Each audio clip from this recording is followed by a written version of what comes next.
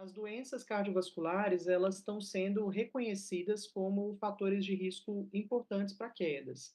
Os estudos têm mostrado, por exemplo, que 4 ou mais fatores de risco cardiovascular fazem com que o paciente tenha um risco aumentado de cair.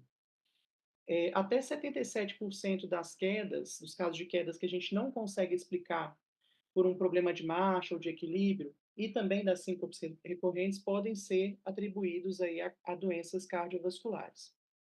As síncopes e as quedas são tradicionalmente consideradas duas entidades diferentes, mas a gente tem muita sobreposição entre essas duas condições e muitas vezes é difícil a gente determinar com precisão as características do evento de queda somente baseado na história.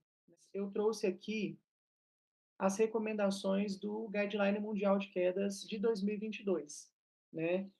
Ele dá uma ênfase, uma importância bem grande para a realização de uma avaliação cardiovascular básica mínima, quando a gente estiver investigando um evento de queda ou planejando uma intervenção para prevenção de quedas. São três itens que são indispensáveis nessa avaliação. O primeiro desses itens é a história cardíaca, o segundo é o exame físico, o terceiro é o eletrocardiograma. Eu começo pela hipotensão ortostática justamente por ser uma condição que a gente consegue flagrar logo no exame físico, né? Então, uma condição que a gente consegue, sem muitos exames específicos, já fazer um diagnóstico e planejar uma intervenção.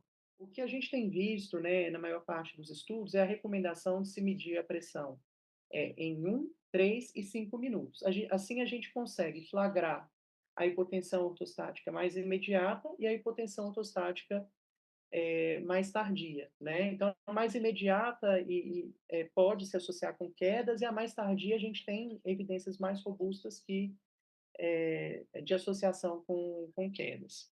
Um ponto muito importante aí para tratamento mesmo da hipotensão ortostática é revisão da prescrição, descontinuando medicações contribuintes sempre que for possível, né? Aqui eu quis colocar uma provocação, né, que a gente tem que ter atenção para o paradoxo dos antipertensivos. Embora antipertensivos sejam associados nos estudos à hipotensão ortostática, a gente percebe que o uso crônico dos antipertensivos, na verdade, pode ser protetor para essa condição. Mas a gente tem que ter cuidado especial com essa prescrição de diretriz, principalmente nos pacientes frágeis e com história prévia de quedas, né?